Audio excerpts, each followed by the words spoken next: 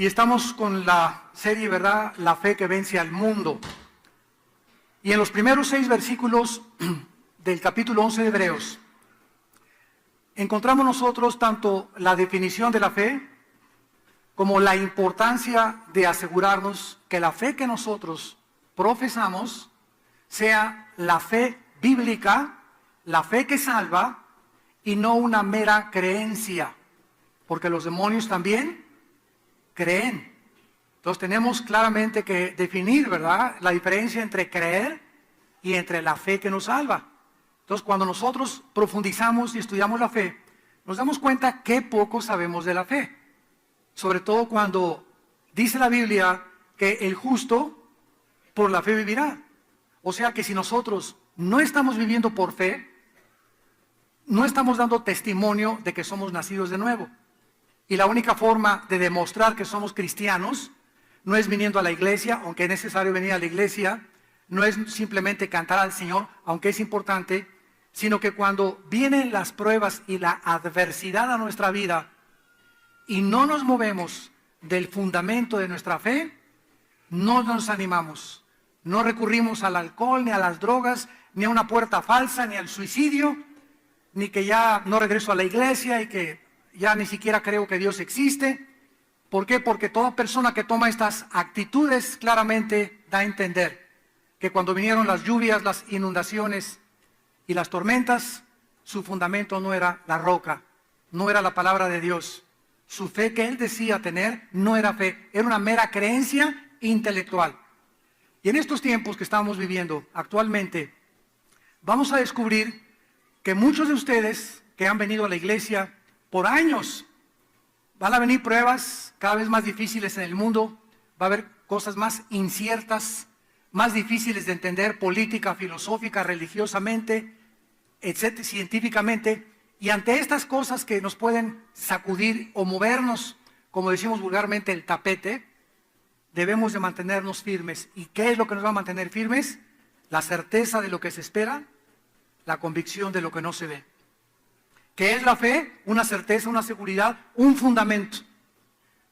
Yo sé sobre qué estoy parado. Y precisamente porque estoy parado en Jesucristo y no en el ateísmo, ni en las filosofías orientales, ni en la otra religión falsa, sino que mi fundamento es Jesucristo, voy a aguantar tormentas, lluvias, y nada ni nadie jamás, ni la espada, ni la persecución, ni el hambre, ni la desnudez, me separará nunca del amor de Dios en Cristo Jesús, Señor nuestro. ¿Por qué? Porque estoy parado sobre un fundamento inconmovible. Y siendo esto tan importante, tenemos pues que examinar la vida de estos grandes hombres, héroes de la fe. Se podría llamar Hebreos 11 la galería de los héroes de la fe, para poder entender lo que el Espíritu Santo nos quiere dar, para que entendamos si la fe que tenemos es la fe bíblica, la fe que realmente nos ha salvado. Entonces la fe, dice el versículo 1 de Hebreos 11:1, es una certeza, un fundamento de algo que viene. No mañana, no pasado, tal vez en una semana, un mes o a lo mejor años. Es algo que tú estás esperando, pero estás seguro, como esa niña que iba en un tren y que pasaron por montañas, iban un par de viejitos enfrente de la niña, como de 10 años la niña.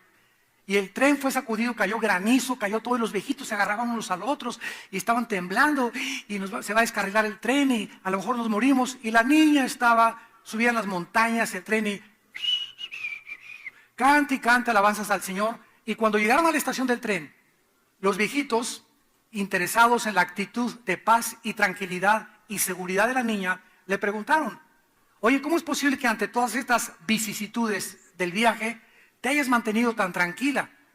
Y ella les contestó: por la esperanza y la seguridad de que mis padres me estaban esperando en la estación. Entonces ella, ¿verdad?, pudo enfrentar todos estos problemas con la única esperanza de que iba a ver a sus papás esperándolo en la estación. Entonces, ¿qué es lo que nos hace a nosotros sobrevivir y atravesar este mundo de muerte y de tristeza y de lágrimas? Es Jesucristo. Bienaventurados los hombres que han esperado en Jesucristo, porque ellos serán los herederos de la vida eterna. Dios nos hizo renacer para una esperanza viva. Toda la Biblia del Nuevo Testamento encontramos que fuimos llamados a esperar, a esperar, a esperar. Y el que tiene esta esperanza, 1 Juan 3, versículo 3, se purifica a sí mismo. Si cada vez no es más santidad en tu vida, si cada vez no es un crecimiento en tu vida a la santidad, ¿cuál esperanza tienes? ¿Se acuerdan ustedes en el libro de Hechos, capítulo 4, que dice el apóstol Pedro, arrepiéntanse para que vengan tiempos de refrigerio? Bueno, la palabra arrepentirse, ¿qué significa? Cambia tu manera de pensar. En otras palabras, cada vez que nosotros cambiamos nuestra manera de pensar sobre el pecado, Dios nos refresca. Aunque aquí se refiere, ¿verdad?, a un evento profético, se puede aplicar al presente, porque los principios bíblicos tienen dos aplicaciones, pueden ser futuras o prácticas para el presente. Cada vez que nosotros cambiamos nuestra mente respecto a algo que sabemos que estaba mal y me decido no hacerlo, claro que con la fortaleza de Dios viene un refrigerio a mi vida, viene una nueva visión a mi vida, viene una nueva paz a mi vida, vienen bendiciones a mi vida, a mi matrimonio, a mi familia, a mi trabajo, a mi ministerio, porque estoy cambiando mi manera de pensar respecto al pecado. Cada vez que dejas más de robar, más de ver pornografía, eres más fiel a tu esposa, disipulas a tus hijos, lees la palabra de Dios, y cada vez que piensas que algo que estoy haciendo está mal y cambias tu manera de pensar, se llama arrepentimiento. Tiempos de refrigerio tiene Dios para nosotros. Cuando yo pude entender esta lección en Hechos 4 que Pedro estaba diciendo, dije, lo aplico a mi vida. Y de veras qué maravilloso es, ¿no?, que todos los días tenemos algo, que tenemos que cambiar nuestra manera de pensar. Ya no voy a tratar a esa persona como le he tratado. Ya no le voy a contestar a mi papá como le he contestado. Ya a mis sirvientes no los voy a tratar como los he estado tratando. Ya no voy a robar lo que he estado robando en mi taller mecánico. Ya no voy a dejar. Cada vez que dejas de hacer algo malo, Dios te refresca. Dios te aviva. Dios te da una nueva visión, una nueva energía. Y la fe no solamente es una seguridad, un fundamento de algo que viene, sino que también es una convicción. ¿Quién nos da la certeza y la seguridad de que algo viene a la vida? La palabra de Dios. La palabra de Dios es la que nos da la seguridad que las promesas que están aquí escritas van a venir a mi vida. Si Dios me dice, serás salvo tú y tu casa, no solamente me voy a sentar en el sillón de mi casa a ver la televisión, a ver Viviana y Colorina y las telenovelas.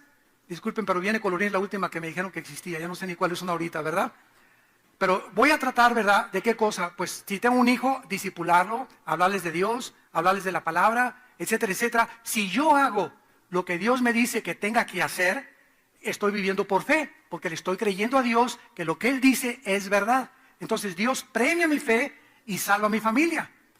Pero no creas que es una promesa mágica. Bueno, ya soy cristiano, toda mi familia va a ser salvada. Si tú haces lo que Dios te manda.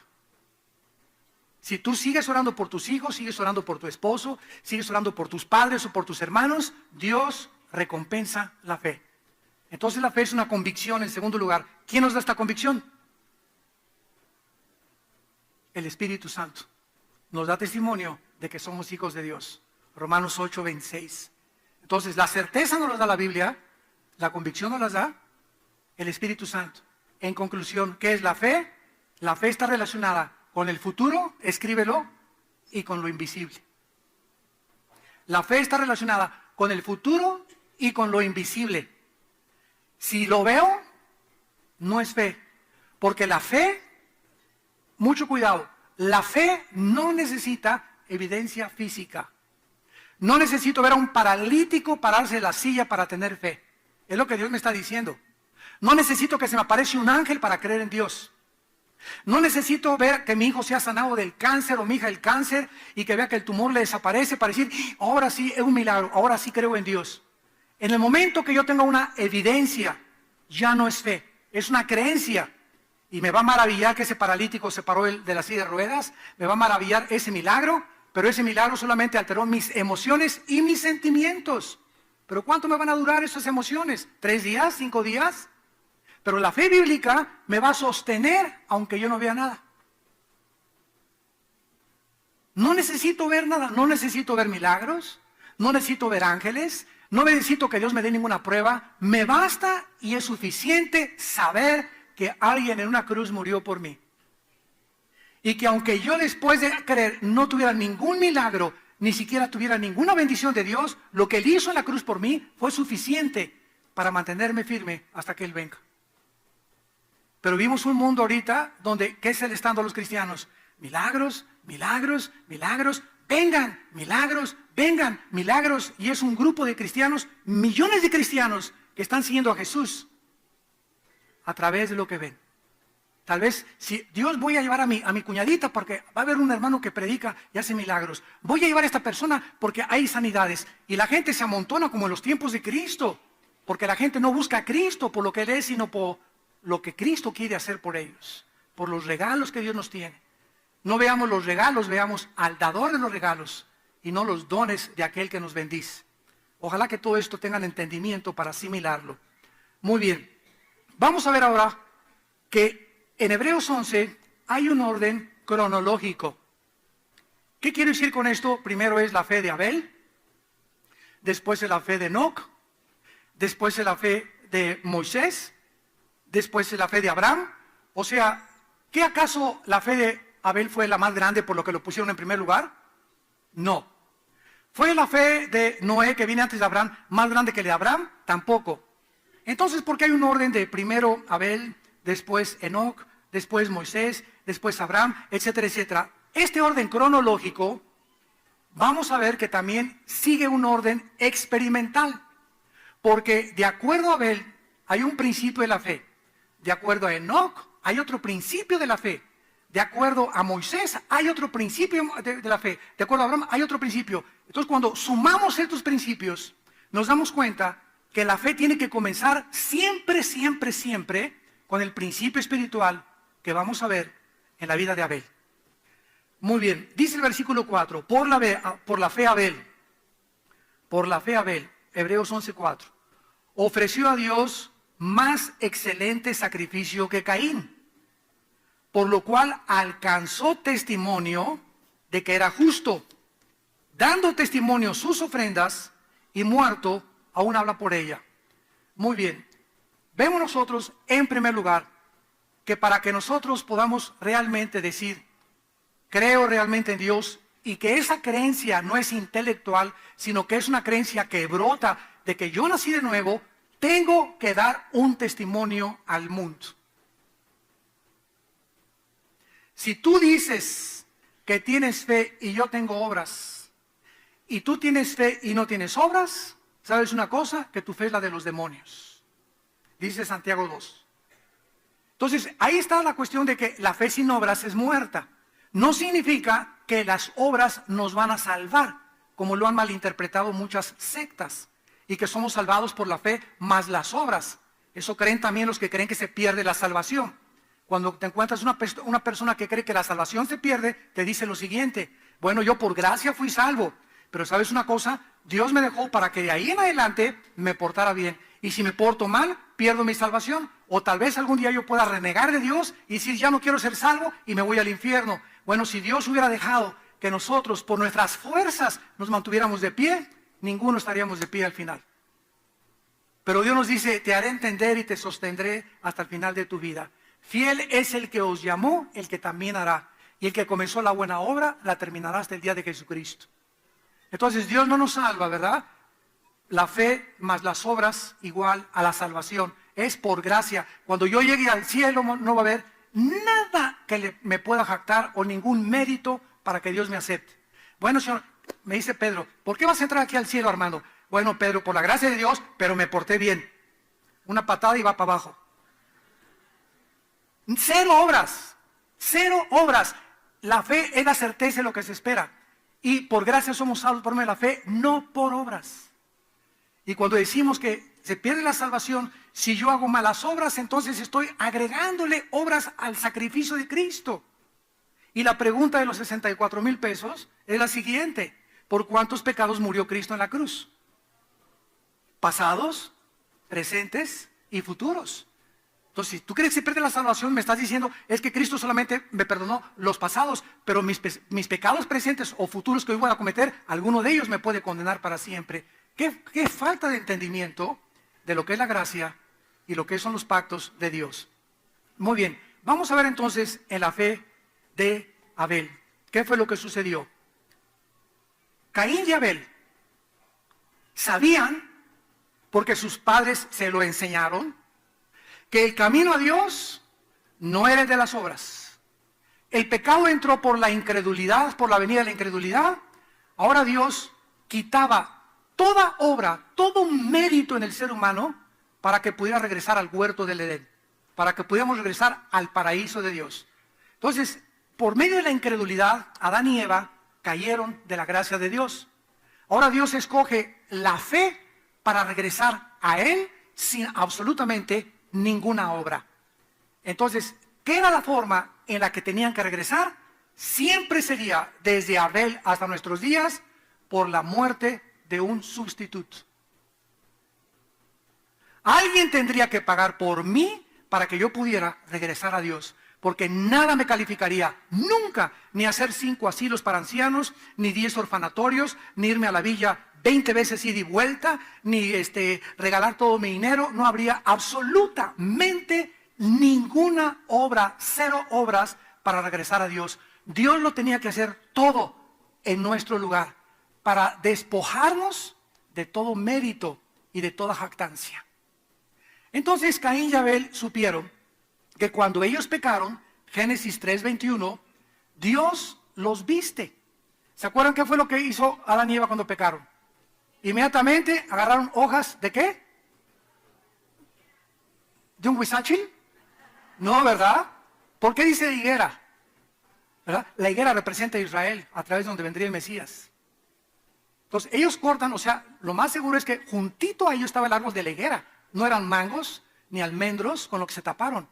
El árbol de higuera rodeaba el huerto del Edén. Ya es otro estudio a través de la higuera en el Nuevo Testamento, ¿verdad? Pero lo primero que hicieron ellos es agarrar el árbol más cerca que tuvieron, agarrar las hojas y cubrir su desnudez delante de Dios. Desde ese momento hasta nuestros días, cuando el ser humano se siente desnudo, híjole, ¿verdad? Los aztecas, los dioses tenemos que aplacarlos, matemos víctimas, saquémosles el corazón. Una religión para poder taparnos. Todas las religiones son hojas de higuera. Porque estamos nosotros queriendo tapar nuestra desnudez espiritual delante de Dios. Y al momento que nosotros creemos que podemos nosotros tener la medicina para regresar a Dios, despojamos a Dios de su soberanía y de su gloria. Entonces, ¿qué hace Dios cuando Adán y Eva se tapan? Inmediatamente, Génesis 3:21, mata Dios un animal. Por primera vez en la historia hay derramamiento de sangre. Hebreos 9:22, y sin derramamiento de sangre no hay remisión de pecados. Por favor, Levítico 17:11, cuando coman carne, sáquenle la sangre, le dice Dios a Israel, porque la vida de la carne está en la sangre. La palabra vida es nepesh, que es alma. El alma humana se encuentra en la sangre. El alma humana se encuentra en la sangre. La vida humana, la vida del cuerpo, se encuentra en la sangre. Antes que se descubriera la circulación de la sangre, la Biblia ya establecía que la vida de la carne estaba en la sangre. Y esta es la razón porque cuando Cristo muere en la cruz, ¿qué derrama? Su vida. ¿Dónde estaba su vida? En la sangre. Por eso a ese musulmán que me preguntó un día, oiga, usted, los cristianos dicen que Dios murió en la cruz, ¿verdad? Qué tontos son, me dice este musulmán, muy inteligente. Porque si ustedes dicen que Dios muere, ¿verdad? ¿Cómo puede un Dios morir? Si Dios muere, se apaga el universo, se detiene el universo. Y yo le contesté a este musulmán, ¿cómo le debes de contestar tú? Bueno, Jesucristo tenía 2 naturalezas. Era 100% humano y era 100% Dios. Porque si no hubiera sido humano, no se hubiera podido identificar con nosotros. Un ángel no podía identificarse con los seres humanos. Un ángel no podía pagar por los pecados porque los ángeles no tienen sangre. Y tenía que ser Dios porque solo en la cruz Dios nos puede perdonar. Y el que nos moría en la cruz era Dios hombre. Y lo que murió fue la naturaleza humana, fue en el cuerpo, no fue en el espíritu, fue en el cuerpo de Cristo. Romanos 8, 3 y 4, donde los pecados fueron puestos. En el cuerpo de Cristo, en la carne de Cristo. La carne de Cristo fue machacada, latigueada.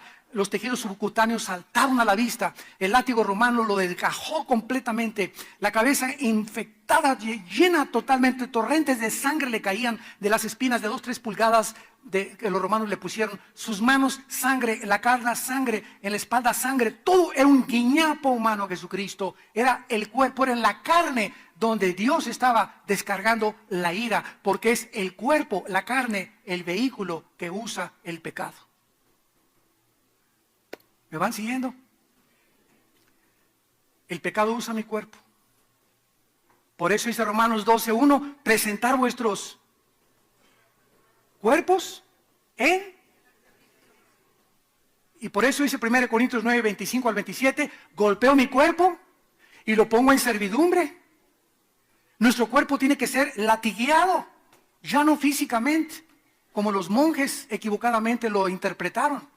Ahora tengo que castigar mi cuerpo a través del espíritu que tengo que amarrar mi cuerpo y que quiero pizza, pues no le doy. Quiero helado a las 11 de la noche, cállese, no le doy. Y me voy a proponer ahora desayunar bien fuerte, comer un poco menos y voy a comenzar a no cenar. Y en la noche no ceno. Y comienzo a castigar mi cuerpo y es la forma de comenzar a castigar el cuerpo y a negar los apetitos de la carne.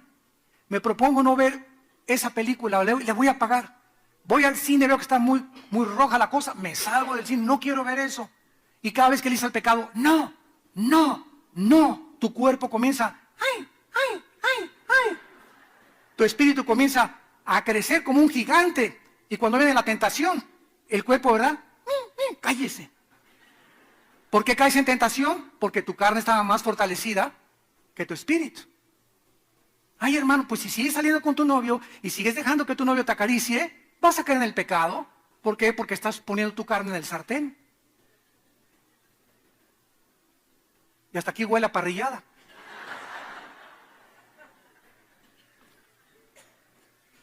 Muy bien, entonces, esta sangre que Dios derrama en el primer animal, y Dios les quita las hojas de higuera, Adán y Eva, y les dice Dios, todo esto es un principio espiritual.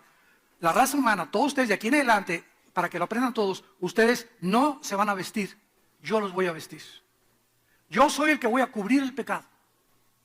Y esta sangre que se derramó en el animal hasta la cruz, cuando Dios le da la ley en el monte Sinaí a Moisés, les enseña al establecer un orden sacerdotal de la tribu de Leví y de la casa de Aarón, que tenían que sacrificar animales. Y vemos en todo el Antiguo Testamento que el borreguito, que el pajarito, que el cordero, que el chivo, la gente tenía que llegar, y entonces el sacerdote, hagan de cuenta que este era el altar, en el tabernáculo, venía la familia Pérez, a ver familia Pérez, le pegaste a tu esposa, ¿verdad? Sí.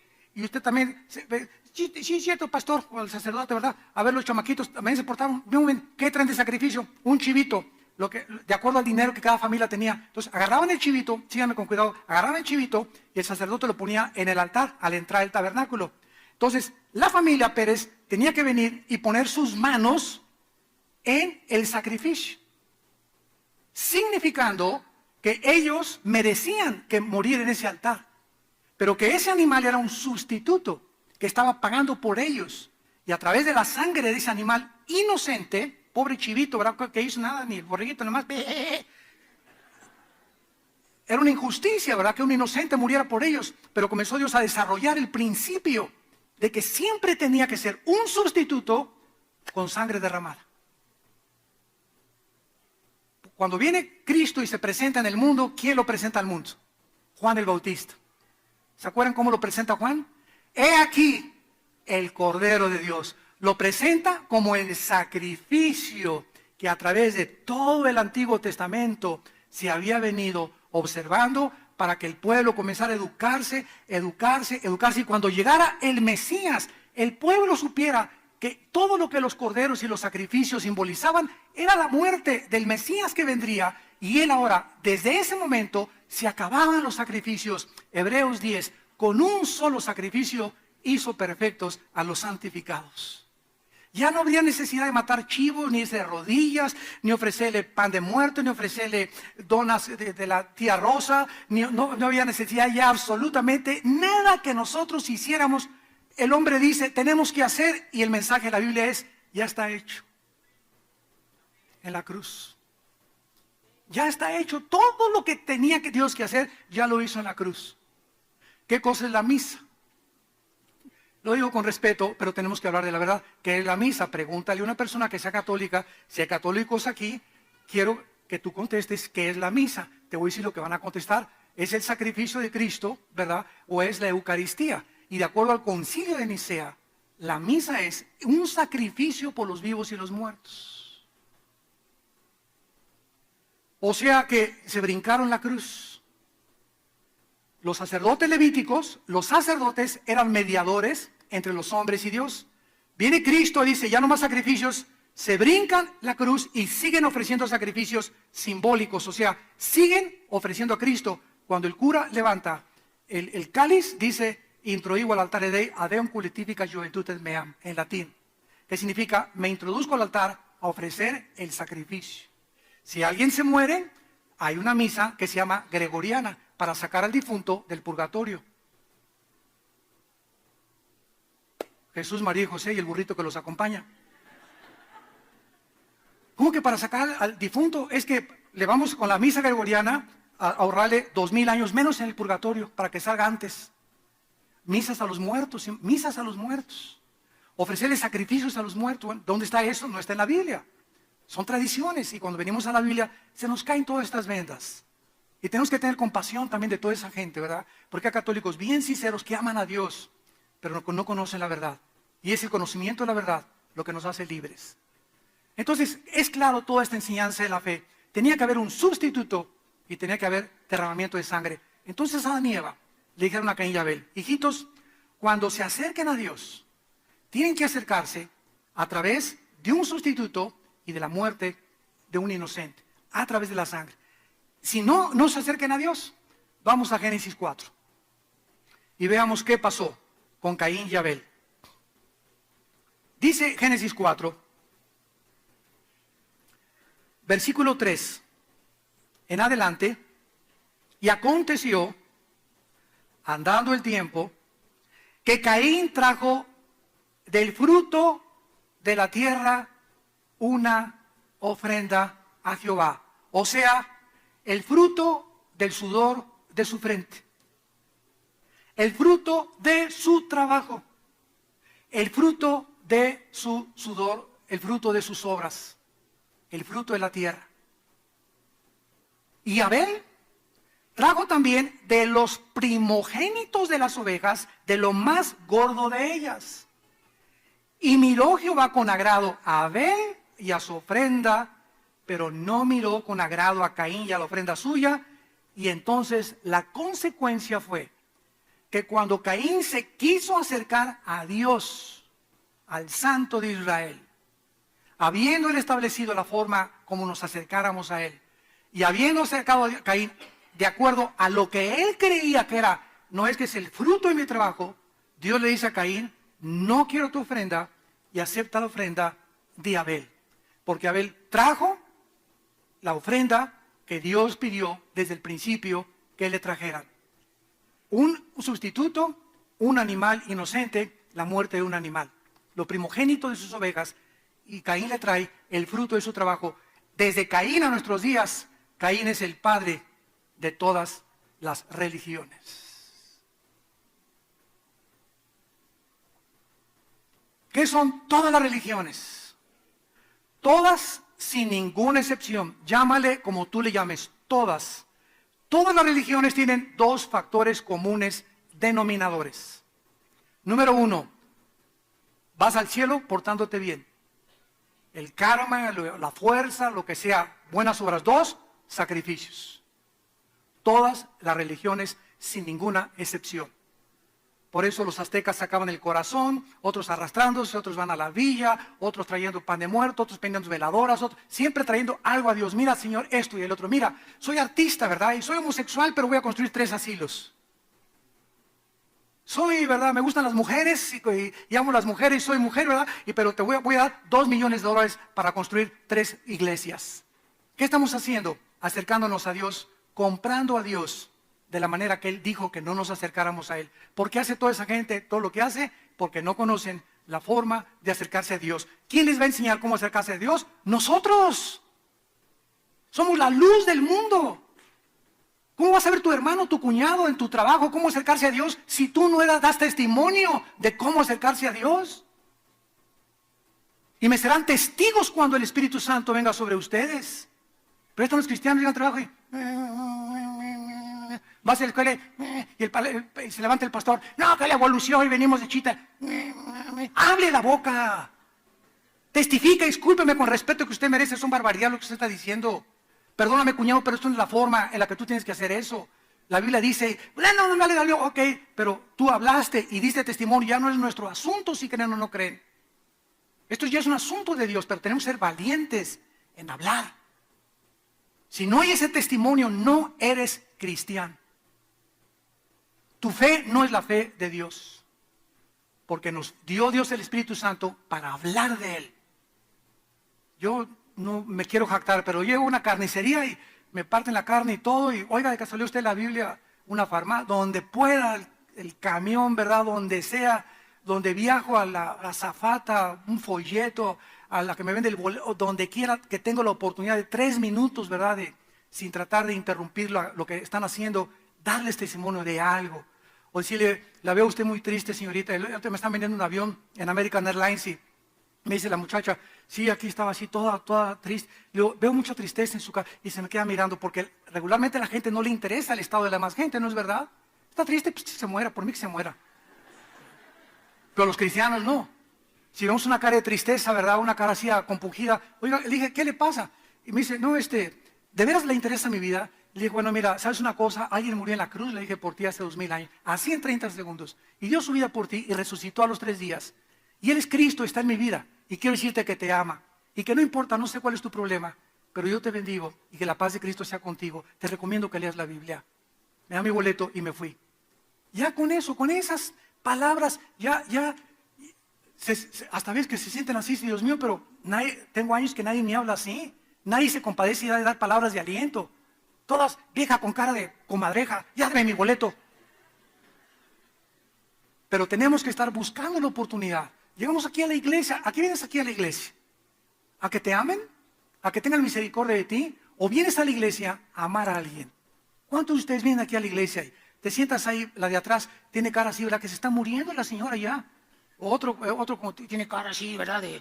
Que cuidado que le digas algo porque te va ahorita a surtir. Y te puedes acercar, ¿verdad? Y, oye, ¿me permiso orar por ti? Doña Chole, la veo usted medio triste. ¿Qué le pasa, viejita? ¿Por qué está usted triste? Cada vez que nosotros extendemos nuestras manos a alguien para bendecirlo, Dios nos bendice 100 veces más. Hoy, ¿a quién has bendecido? Yo al acabar ahorita el servicio, trato de pasarme 10, 15 minutos con la gente. No puedo darles consejería porque no me da consejería, pero abrazarlos, tocarles la mano, orar por ellos si puedo. Decirles que Dios les ama. Que si quieren consejerías, aquí están los pastores entre semana, tenemos una oficina aquí para dar consejería toda la semana, pero la gente quiere que alguien se acerque. Mucha gente se acerca y me dice, no creo estar enfrente de usted. Cálmate, le digo, pues si no soy yo un Travolta.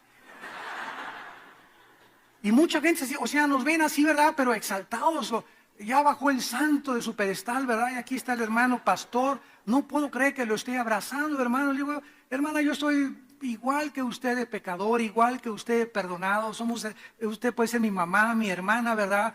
Adore a Dios, adore a Dios. No hagan de nosotros un pedestal. Gracias a Dios que Dios nos usa y somos instrumentos de Dios. Oren por nosotros nada más, pero no nos eleven a un lugar que no merecemos. En el libro de los Hechos, cuando Pablo llegaba a las ciudades y la gente les arrancaba la ropa y todo, aquí está el apóstol Pablo, llegó a Neptuno, decían ellos, Júpiter, aquí están los dioses con nosotros. Pablo se rasgaba la ropa y les decía, quítense, ¿verdad? Somos iguales que ustedes, adoran a Dios. No me besen la mano, un hombre no puede dejar que le besen, ni te hinques delante de mí. ¿Cómo te puedes hincar delante de mí? Híncate delante de Dios. Ni los ángeles nos debemos hincar delante de ellos. Ni los ángeles, dice la Biblia. ¿Pero por qué? Porque tenemos la tendencia de idolatrizar a los seres humanos. Tenemos que cuidarnos de esto. Entonces dice la Biblia que Abel trae la ofrenda y se acerca a Dios como Dios lo manda. Caín se acerca a su manera, se enoja Caín y decae su semblante. Vemos nosotros el orden rápidamente cronológico. Abel es nombrado primero en Hebreos capítulo 11, porque hay 3 principios en la vida de Abel, los que les interese escribirlo. Número 1, que el acceso a Dios es por medio de la sangre. Cuando venimos en segundo lugar a Enoc, él caminó con Dios. Mucho cuidado con lo que estoy diciendo, abran los ojos y el entendimiento. Abel, el acceso a Dios por la sangre. Enoc caminó con Dios, la fe de Enoc. No puedes caminar con Dios más que antes haber tenido y aceptado el sacrificio de Dios. Noé, con temor preparó el arca, porque tú no puedes tener temor de Dios sin antes caminar con Dios y haber aceptado la sangre. ¿Se dan cuenta? ¿Me van siguiendo? Entonces el primer paso es aceptar el sacrificio de Cristo. Ahí me convierto, ahí nazco de nuevo. De ahí mi segundo paso es comienzo a caminar con Dios. Y cuando camino con Dios, como lo caminó Enoc, entonces el tercer paso es que por caminar cerca con Dios y tener comunión con Dios, como la tuvo Enoc, que caminó con Dios, el tercer paso es que comienzo a tener temor de Dios. ¿Y sabes por qué tú haces muchas cosas a escondidas sin que nadie las vea? Porque crees que Dios no te ve. ¿Y por qué crees que Dios no te ve? ¿Y por qué te besas con tu novio escondidas? ¿Y por qué fornicas escondidas? ¿Y por qué escondes pornografía escondidas? ¿Y por qué rentas películas escondidas? ¿Y por qué robas escondidas? ¿Y por qué haces esto escondidas? Porque perdiste el temor de Dios. Porque si tuvieras el temor de Dios, no harías lo que haces cuando nadie te ve. Y ahí es cuando nadie nos ve, cuando damos testimonio, no a la gente, a los ángeles y a Dios. Señor, aunque nadie me vea, no lo hago porque nadie me ve, pero tú me ves, y porque tengo temor de ti, lo hago. Y el temor de Dios llenará de confianza la vida del ser humano. Cuando tú comienzas a temer a Dios, comienzas a vivir con confianza, con seguridad en la vida, no tienes miedo ya de nada, estás seguro que la esperanza y las promesas de Dios se van a cumplir en tu vida, porque el temor de Dios vivirá lleno de confianza el ser humano. Un ejemplo, José. Génesis 35 en adelante. Entra al palacio de Potifar, capitán de la guardia del faraón. ¿Y qué hace José? Bueno, era guapo, chavo, 25 años de edad, 20, 25 años de edad, bien parecido. Y se va el jefe de la casa a la guerra. Y la señora, la esposa de Potifar, le decían, la leona. Era una mujer sexualmente insatisfecha. Entonces comienza esta señora, pepinillo, y comienza a tratar de seducir, porque ahora está de moda eso, ¿verdad? Que las mujeres seduzcan a los chavitos. Y lo están poniendo, ¿quién? Las artistas de Hollywood, que se casan con un niño que les llevan 25 años de edad, 20 años de edad. Hoy, ¿qué crees que ese muchacho anda contigo por tu belleza? Anda por los pesotes que le vas a dar. O sea, tienes cara de Brujilda. Esta mujer quiere seducir a José y pasa mucho tiempo, escuchen, José sufre un ataque satánico sexual en el que pudo haber caído, nadie lo veía. Y llega el momento en que ella le dice, ven aquí a mi alcoba, Josecito, aquí chencheche. Y a ver, cuéntame el cantar de los cantares.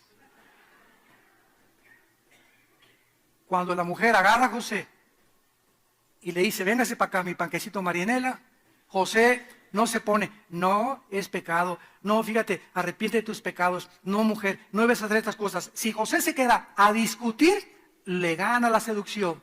La Biblia dice en 1 Corintios 11, huyan de la fornicación. Si tu esposo, si tu novio en el cine comienza con sus manoseos, no te pongas, párate y salte del cine y déjalo que se acabe las palomitas él solo.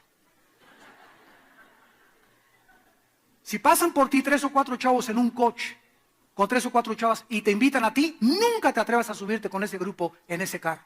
Vas a perder, vas a perder. Entonces tenemos que huir, tenemos que ser conscientes de que la carne es débil.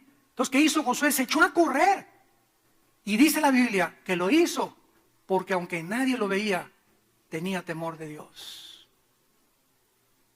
Noé se enfrenta con un mundo pagano, hostil, idólatra. ¡Ja, ja, ja! Está construyendo un barco. Nunca ha llovido. Está loco este señor. Y además el mar está como a 50 kilómetros de distancia. ¿En qué se va a llevar qué la arena lo va a transportar? Él estaba haciendo cosas que no se veían. La fe es la convicción de lo que no se ve. Pero él sabía que la promesa de Dios...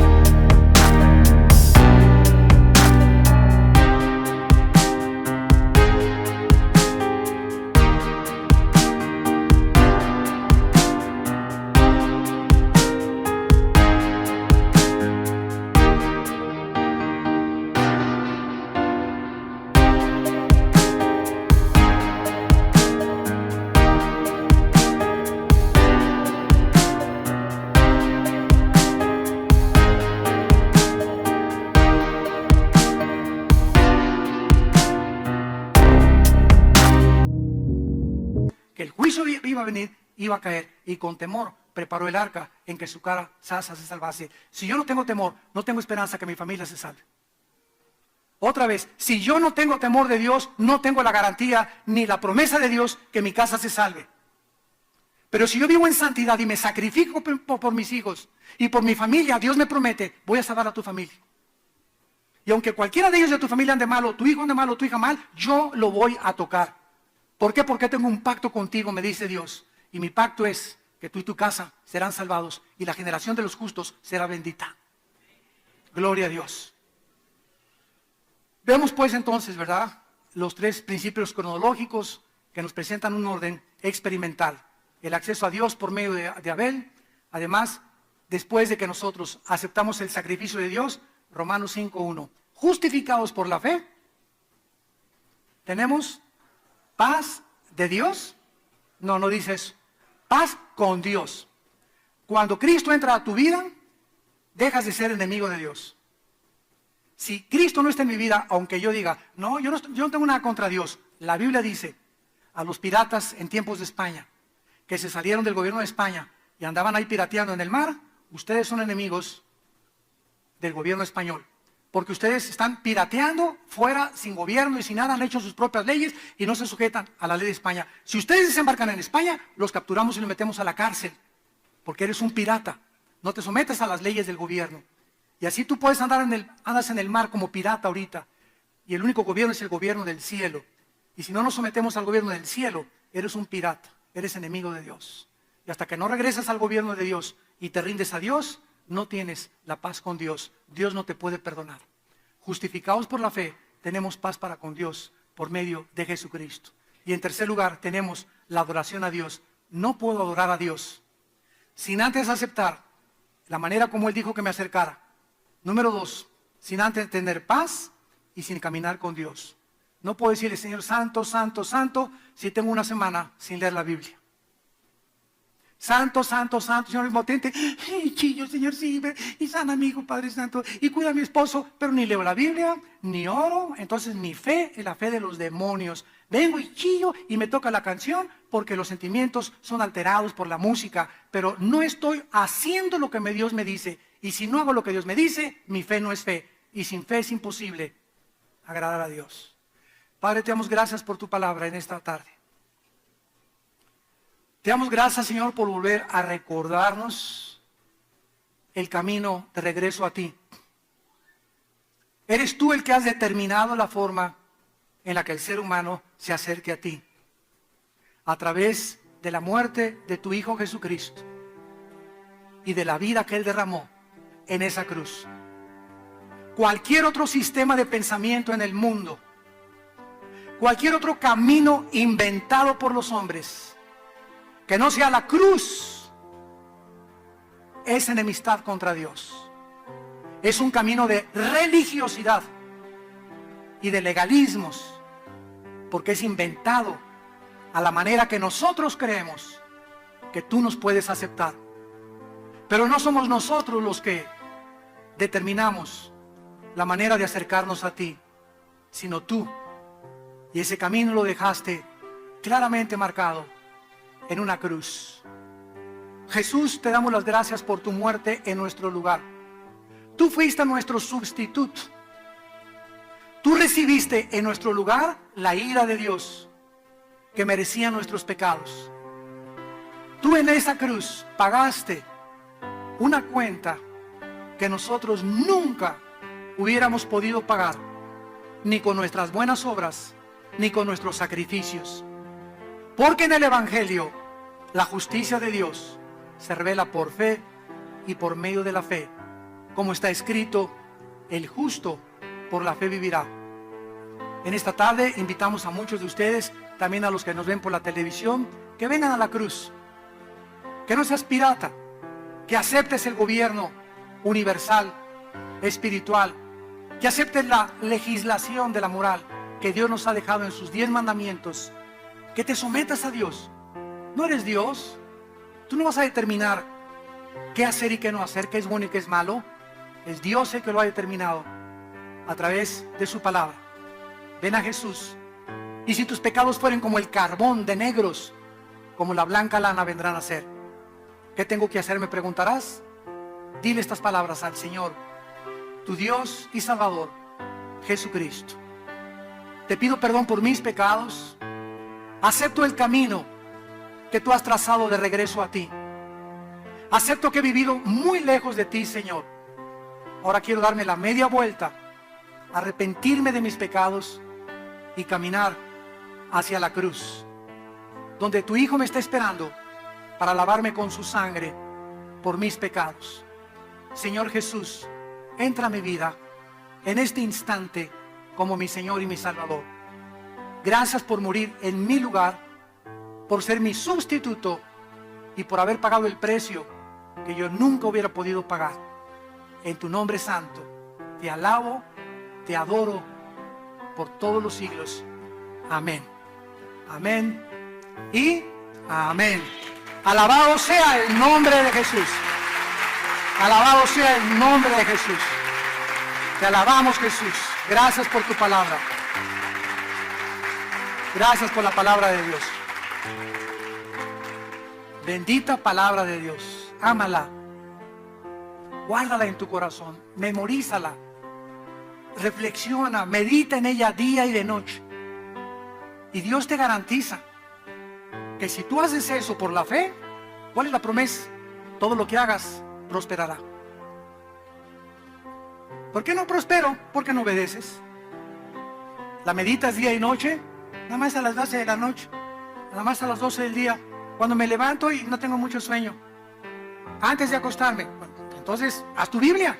Aquí dice de día y de noche. Josué 1, 8 y 9. Y si tú de día y de noche estás en este libro y la lees y la memorizas y meditas, todo lo que hagas, yo te lo prometo, va a prosperar. El que no dio su vida por nosotros, ¿cómo no nos dará todas las cosas si su vida no las regaló?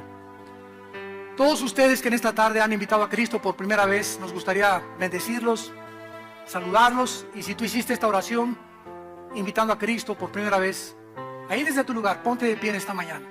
Párense los que hicieron esta oración invitando a Jesús por primera vez. Gracias, Dios te bendiga, señorita. ¿Alguien más? ¿Alguien más? ¿Alguien más? Gracias, que Dios la bendiga. Gracias, Dios los bendiga. Gracias a Dios. Gracias a Dios, que Dios los bendiga. Gracias, que Dios lo bendiga. Gracias, Señor, por estas almas. Gracias, Padre. Gracias, que Dios te bendiga. Gracias, Señor. Gracias, Padre. Gracias, Señor. Nos ponemos de pie. Recibe esta bendición con todo tu corazón. Ábrele tu corazón a Dios. Dios bendice tu vida. Dios bendiga tu matrimonio. Dios bendiga a tus hijos. Dios bendiga a tus padres. Dios bendiga a tus animales domésticos. Dios te guarde y te proteja de todo mal cuando andes en la calle.